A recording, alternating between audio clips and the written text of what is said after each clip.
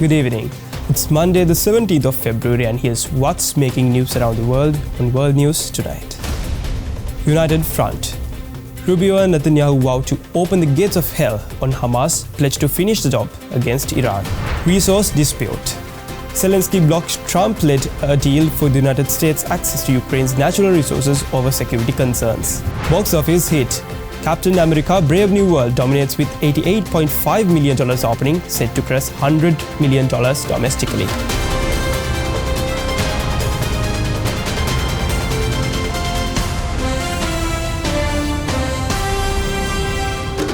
From Colombo, this is World News Tonight with Mehin De Silva. Good evening once again. We are starting the week with developing news from the United States.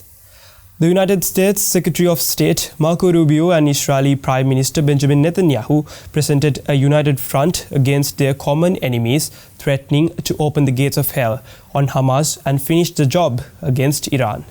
The pledges came during a joint address to reporters in Jerusalem, where Rubio began his first Middle Eastern trip as the Secretary of State. Marco Rubio has made his first official visit to Israel as Secretary of State. The purpose of his meeting with Netanyahu was clear. At the top of the agenda, Trump's plan for Gaza. Both Netanyahu and Rubio praised Trump's vision.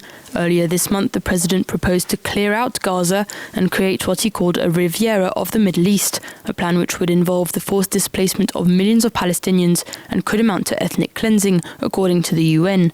During the press conference, Rubio also echoed Trump's desire to wipe out Hamas from the region. The two allies also reiterated their concerns about Iran. Behind every terrorist group, behind every act of violence, behind every destabilizing activity, behind everything that threatens peace and stability for the millions of people who call this region home, is Iran.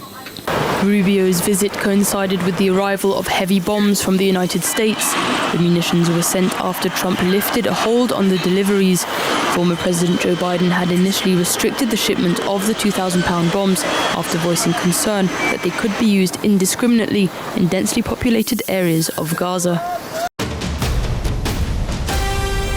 The Munich Security Conference took an unexpected turn as the United States Vice President J.D. Vance criticized Washington's allies, including Britain, instead of addressing Ukraine and European defense, leaving delegates in stunned silence. U.S. Vice President J.D. Vance accused European leaders on Friday of censoring free speech and failing to control immigration in an address at the Munich Security Conference in Germany. I really do believe that allowing our citizens to speak their mind will make them stronger still, which of course brings us back to Munich, where the organizers of this very conference have banned lawmakers representing populist parties on both the left and the right from participating in these conversations. The comments drew a sharp rebuke from Germany's Defense Minister Boris Pistorius and overshadowed discussions on the war in Ukraine. The clash underlined the divergent worldviews of U.S. President Donald Trump's new administration and European leaders, making it hard for longtime allies, the United States and Europe, to find common ground on issues including Ukraine. The war-torn country's President Volodymyr Zelensky told the conference that he would talk to Russian President Vladimir Putin only once Ukraine had agreed on a common plan with Trump and European leaders. He also met with Vance to discuss the path forward. Both sides declined to give details of what they discussed, but the Ukrainian president reiterated that his country needs real security guarantees. The United States, South Korea and Japan are set to launch a new trilateral military exercise, Freedom Edge, this summer, sending a strong strategic and political message in the Indo-Pacific region. Announced at the Shangri-La Dialogue Security Forum in Singapore, the drill spans air, maritime, underwater and cyber domains, a move analysts say China may see as destabilizing and provocative. South Korea's Foreign Minister, Cho Tae-il, and his American and Japanese counterparts, Marco Rubio and Takeshi Iwaya, met for the first time since U.S. President Donald Trump returned to the White House earlier this year and delivered a strong message that appears to be aimed at China. That detail, which could upset China, has never been included in a joint statement by the three countries before. This appears to reflect the Trump administration's hardline stance towards China, as Beijing has been making efforts to block Taiwan from joining the United Nations and many other global organizations.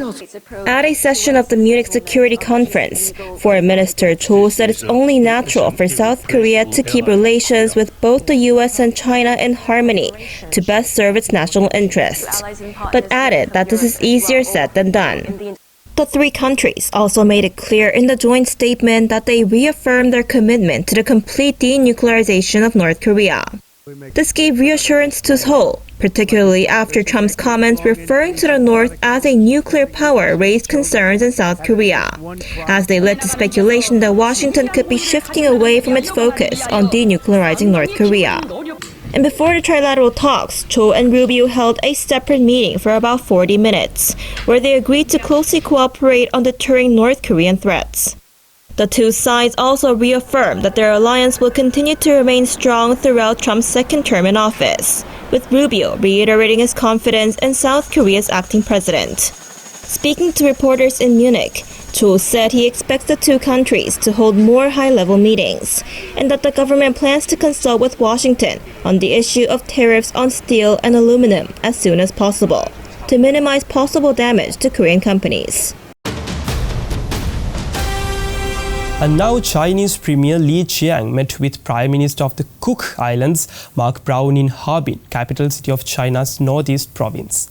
Li said that China is committed to equality among all countries, big or small, and firmly supports the people of the Cook Islands in choosing development paths suited to their own national conditions independently.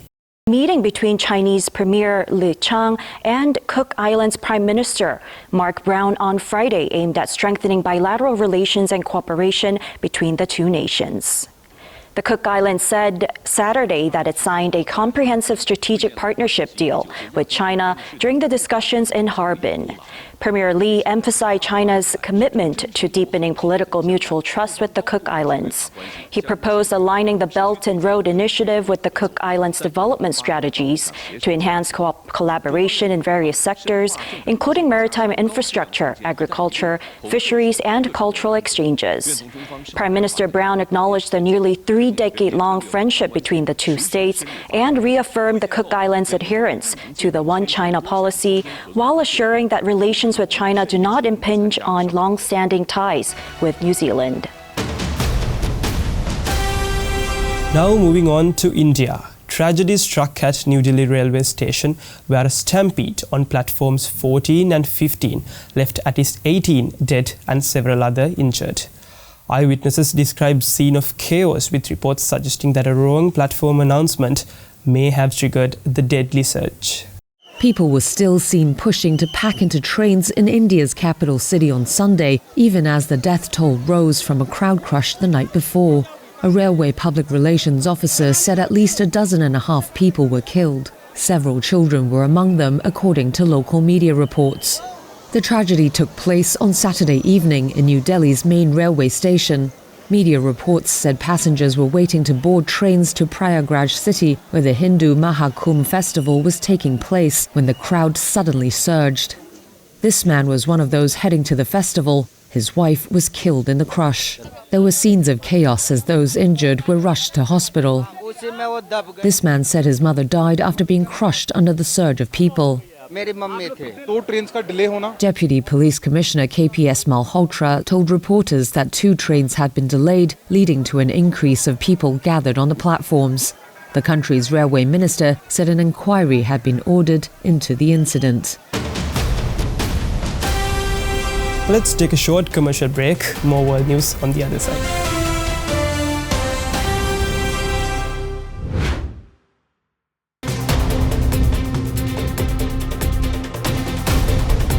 Welcome back. European leaders are to hold an emergency summit in France to discuss the situation in Ukraine and security challenges in Europe. The move comes as the administration of the United States President Donald Trump and European governments are divided on how to end Russia's invasion of Ukraine. The US is hastily instigating peace negotiations between Ukraine and Russia. A leaked US survey sent out to European governments last week asking which countries would contribute to Ukraine's security guarantees, coupled with Trump's phone call to Putin on peace talks without European allies' consultation, have left the continent struggling to keep up with the fast changes. The diplomatic démarche sent to European officials consisted of questions on whether countries would deploy troops to Ukraine as part of a peace settlement and how many, what US support requirements they needed to provide security guarantees, and what actions they'd be prepared to take if Russia attacked their peace forces, such as additional or reinforcement of sanctions. At the Munich Security Conference on Saturday, European leaders stressed the importance of participating in Ukraine peace talks, saying their security and interests were also at stake. Though the US Special Envoy for Ukraine and Russia announced Saturday that Europe's interests will be taken into account during the talks, Paris has called on an emergency European summit on Monday to urgently discuss Europe's security. The extraordinary summit will host participants like Germany, Italy, Britain, Poland, and Denmark. Trump's officials are heading to Saudi Arabia in the coming week, where they will kickstart peace negotiations with Russia without the presence of EU representatives nor a Ukrainian delegation. President Zelensky confirmed that Kiev had not been invited to Saudi Arabia and stated that a peace agreement would not be accepted without Ukraine's participation. Ukrainian President Volodymyr Zelensky blocked a Donald Trump-led deal that would give the United States access to vast amounts of Ukrainian natural resources, as it lacks security guarantees for Kyiv and stated that it does not protect them. Trump, who is highly critical of the money Washington has sent to Ukraine to fight Russia's invasion, has pushed for access to rare earths in Ukraine. Now to get to the latest on the story, we have our Other Than a World News special correspondent, Minoli Sagaria, who is joining us from Kursk, Russia. Minoli, over to you. Yes, Mihin. Talks of ending the war in Ukraine are gaining momentum as US President Donald Trump pushes for a peace deal with Russia, while Ukrainian President Volodymyr Zelensky seeks post-war security guarantees. Kyiv insists that any agreement must include from US commitments to deter future Russian aggression. Now, senior officials from Trump's administration are set to meet with Russian and Ukrainian negotiators in Saudi Arabia in the coming days. Among these involved in US Secretary of State Marco Rubio, who spoke with his Russian counterpart Sergei Lavrov over the weekend. Both sides agreed to maintain regular communication in preparation for a potential high-level meeting between Trump and Russian President Vladimir Putin. McCall also revealed that Zelensky had been invited to the talks, which aim to arrange a direct meeting between Trump, Putin, and Zelensky in a bid to finally end the conflict. But while negotiations move forward, Zelensky made it clear Ukraine will never accept any peace deal made behind its back or without its full participation. Back to you, Mihin. Well, that was our Other Than a World News special correspondent, Minoli Sagaria. Thank you, Minoli. Austrian officials have announced that the stabbing in Austria that killed a 14-year-old boy and wounded 5 others was an Islamist attack. The attack took place at Wallach, a town near the border with Italy and Slovenia, and according to authorities, 3 of those who were injured remain in intensive care. A Syrian asylum seeker who is suspected of carrying out a deadly stabbing attack in Austria had sworn allegiance to the Islamic State. That's according to the authorities, who also said that the 23-year-old man had been radicalized online. Saturday's attack in the southern alpine town of Villach killed a 14-year-old boy. 5 other people were wounded, 3 of whom are in intensive care, according to the police. Authorities also added that more harm would have been done had it not been for another Syrian, a food delivery driver who saw the attacker and drove into him with his vehicle. During a press conference, Interior Minister Gerhard Kahner said officials should have greater powers to screen asylum seekers. He also said that there would have to be mass checks without cause in many areas, since the suspect had not attracted the authorities' attention. Police said that the man, who is being charged with murder and attempted murder, had recorded himself swearing an oath of allegiance to the Islamic State. IS has not claimed responsibility for the attack so far. In Italy, carnival celebrations have already begun, with numerous events set to be held throughout the country. Venice, as every year, is the capital of the celebrations. This year, the Venetian festivities are dedicated to the era of Giacomo Casanova, the 18th century Italian adventurer. Venice, the blurb says, is the ultimate city of love, but it's not so nice in the rain, and that's how things kicked off for Carnivale, the Venice Carnival. The spotlight on this first day was an evening event, Valentine's Night Heart to Heart in the Piazza San Marco, an event dedicated to lovers of all ages. The carnival is the highlight of Venice's winter calendar. Northern Italy's tiny lagoon city is transformed over the next 20 days into an open-air theatre. The photo opportunities are non-stop. Now to a news coming from Vatican. The Pope was admitted to Gemelli Hospital for the latest respiratory infection, influenza or bronchitis, which he has caught in recent winters. The Vatican said that yesterday that the Pope was in a stable condition and his treatment would continue. Pope Francis, who is receiving treatment in hospital for a respiratory tract infection, will not appear in public on Sunday to lead his usual weekly prayer, the Vatican said in a statement on Saturday. The pontiff, who is 88, has been suffering from bronchitis for more than a week. He was admitted to Rome's Gemelli Hospital on Friday morning. People were seen outside of the hospital on Saturday, praying for Francis's quick recovery near a statue dedicated to the late Pope John Paul II, who was also treated there during his long papacy. One such adherent was Sister Jean, a passionate nun who lives in Rome, who told Reuters she hopes the prayers support the Pope so that he can continue his ministry. The Vatican said in the statement that the Pope has seen some improvement. Earlier, the Vatican said he would remain in hospital as long as necessary for his treatment. Gemelli Hospital, Rome's largest, has a special suite for treating popes. Francis, who has been pontiff since 2013, has had influenza and other health issues several times over the past 2 years. More world news is coming up, including a closer look at the BAFTA Awards right after this short break.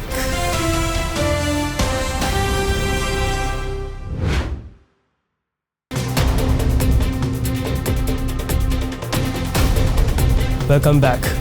Captain America: Brave New World infused some blockbuster cash into the North American box office, bringing in $88.5 million ticket sales over the weekend.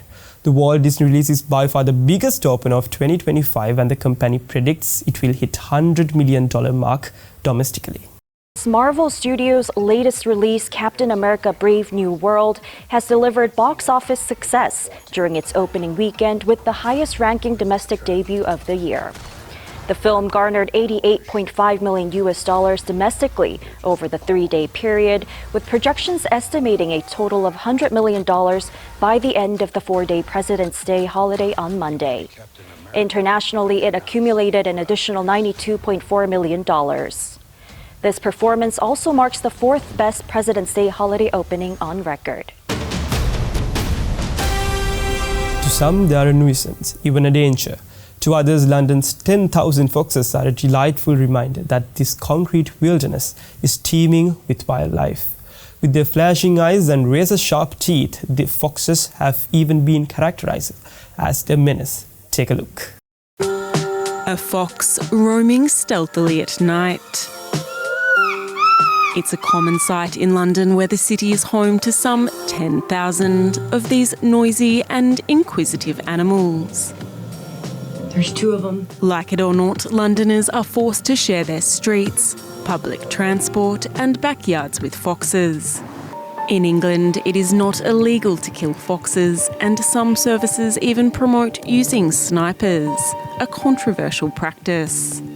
In the city, a fox's life expectancy is 4 years less than in the wild. This association receives up to 8 calls a day to rescue the injured. They care for more than 1,200 foxes every year, but say the greatest challenge is combating negative perceptions.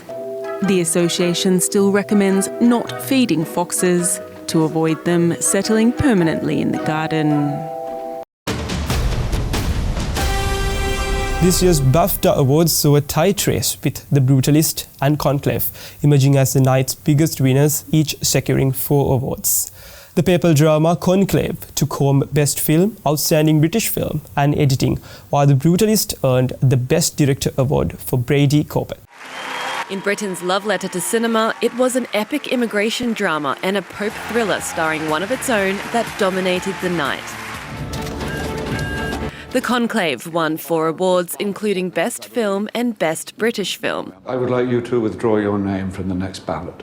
The Brutalist picked up Best Director, and leading man Adrian Brody took home Best Actor. Adrian Brody.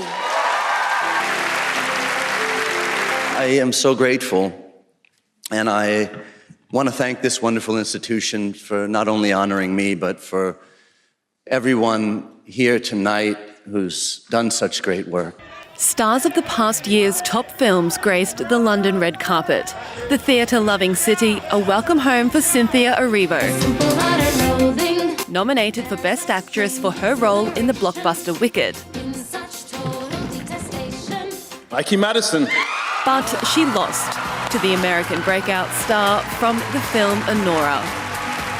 Zoe Saldana took the top prize for Best Supporting Actress for the surreal musical Emilia Perez. A relief and real cause of celebration for the cast and crew after an awards season crash out.